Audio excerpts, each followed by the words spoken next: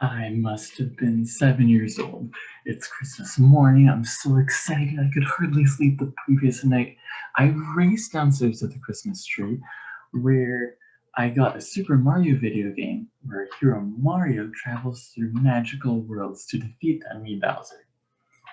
But if I put a blindfold over myself before trying to beat Bowser, I don't think I could do it.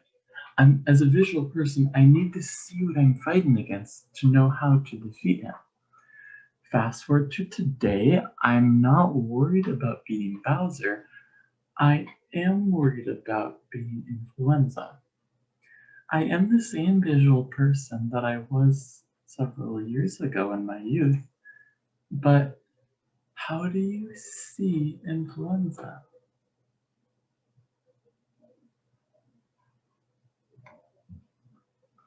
The influenza virus, which you can see on the right, is actually incredibly small. You can fit 50,000 of these influenza viruses in a single period. How can we study something that's so small? Well, one way to do it is by creating models on a computer. And with these models, you can make them much bigger and easier to understand. And we can use these models to test out different ways of defeating influenza, just as you might test out different ways of beating the final boss in a video game. Now, the simulations to run these tests require enormous amounts of computing power. Running these tests requires supercomputers, which are rooms and rooms of computers, as you can see on the right, calculating astonishing amounts of math. How much math am I talking about?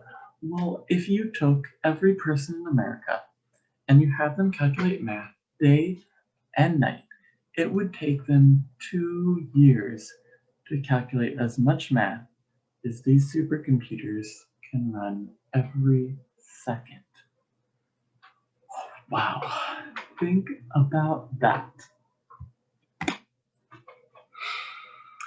With these supercomputers, we've built some of the largest models ever created, containing hundreds of millions of atoms.